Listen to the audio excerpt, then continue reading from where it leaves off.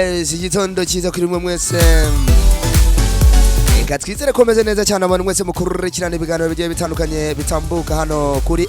Now isaha ya none official morning SEKA. Yes, je muri kakanya keza cyane rero ka morning SEKA hamwe n'ikiganiro ka Yanone. Rwose ngere nyanze rwose iminota 5 bihagije yonyine tugatangira duseka ariko tugakuramo n'inama gake panono ajyana turi ku itariki 12 z'ukwezi kwa munani umwaka n'ibihumbi 2025 ayo mose turi kuwa kabiri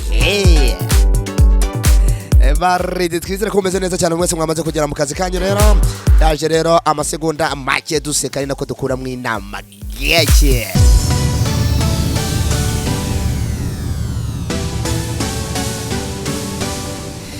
rwose maze gukunda Ka Yanone rwose mujyana mwibaza muti Ka Yanone imeze gute ari mwiziye nama irasetsa gute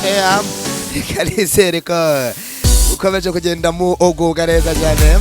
panono yamwe mwamaze kubyumva neza cyane kuri microphone ni MM reka ntangire na Ka Yanone nuko rero rimwe ndi kugenda ntembera gake nabwo ngo ni panono ko mbona umumama rwose numva nanjye ampaye icyigisho ndavuga ariko Ka Yanone bimeze bite ko ndeba abantu dukomeje kubaho ubuzima butari ubwacu gasanga urafata ibintu udafitiye ubushobozi umwenda ejo ugasanga uhinduye n'inzira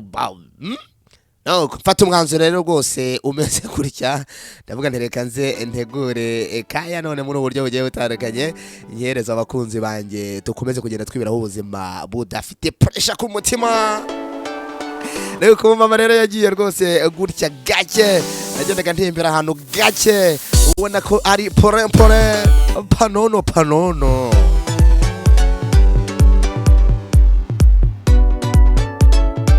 nuko mama rero yagiye ku isoko rwose agiye kwigurira inkweto nshyashya rwose gake ubona ko yafunzemo cyane agerayo abona inkweto nziza zifite agaciro gahanitse aravuga ati zirasa neza pe ariko sinzi ko ziri ku rugero rw'amaguru yanjye umucuruzi ati niba zitakubereye rwose turazihindura mfite n'izindi zisa nkazo mfite size zizo neza cyane mama wari wajya guhahaza akantu bitewe n'amafaranga ufite ubizi ubona ikintu kiri buguhene cyane ko ngo zitankwira pe cyangwa nuko iki kintu kitankwira cyangwa ngo amanyigu umucuruzi ateo ya mama amba nararanguye papa abantu mubikora mumeze mute konze ko bitajya gake umumama ati reka dusuhuza abantu muvugisha ukuri nyine ku mutima wanyu gake cyane umumama ati oya ikibazo si inkweto ikibazo na agaciro gashobora kuba karenze amaguru yanjye n'umutwe wanjye byose amaze gukubitwa n'igiciro yahise afata izindi ziciriritse ati izi zatuma nibura amaguru yanjye agenda ahinduka ariko umutima ugakomeza gutera neza. Inama muri Ka Yanone Ntukagitemo ibintu gusa kubera ubwiza cyangwa uburyo bikugaragarira cyangwa se uburyo bigaragarira amaso hitamo ibihuye n'ubushobozi bwawe kuko amahoro yo mu mutima niyo nkweto nziza akurusha izo ku isoko gasanga nyine urahorana gitutu kubera nyine gasanga ugiye kwikopesha umugabo nagiye ajya kwikopesha ati mwanko paritiro 2 se ngo gake kejo ndayagarura umucuruzi ati tubaye dukopa byaba byashize ikiza nuko wagenena amahoro ahwanye n'ubushobozi ufite mu mutima wawe akugira ngo ujye kwipanga ibintu uziko utazashobora rimwe na rimwe ukabura n'amahoro y'umutima ese ugira ngo ariko ngo umugabo utagira ute gutagira ikira yese nagaherutse kunkozamo kagakise sha ugazagufasha umwenda ahantu no kugira ntya rwose umuntu nanjye aka service ndamukopa rwose namugane nta kibazo ariko akaba yarasanzwe aca nyine uruhande rwaho nkorera iyo service gake nawe ukabonye rero bitagikunze kuba yanyishyuriye service kandi narayimuhaye ahindura inzira ahantu yagendaga iminota 5 akora urugendo rw'iminota 25 akajya guca nk'epfo yo batse mu nyumvire namwe amahoro y'umutima mwabantu ntacyo atwara.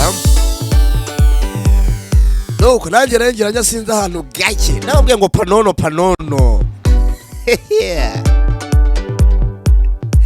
karanya ngira ntari rwose akantu kajya gaca ahantu nageneraga iminota 10 kancisha ahantu h'iminota 18. Nuko nakaseyo nanjye mvuga nti reka nkatenye umuntu atagira rya dore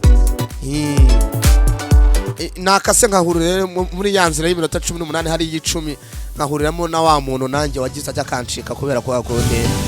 twakubitanye wena ko nge nari mbizi turakubitana ntireka da nturahoye turaho. Nuko nese ntari kubona ukuntu isi hinduka igahindukana n'inzira zayo de aticaca wa muntu rero kabeta fata umwanzo ndavuga ariko koko nyoba inzira koko kandi ari nagaciye. Nuko bitamo rero ugufata rwose umwanzuro wo kubaho ubuzima burimo amahoro mu mutima. Subira inyuma ande uburyo nakemura ka kabazo ndavuga ntibundi inge ntambuka mu nzira none ubuti sigaye ntambuka nemye bye.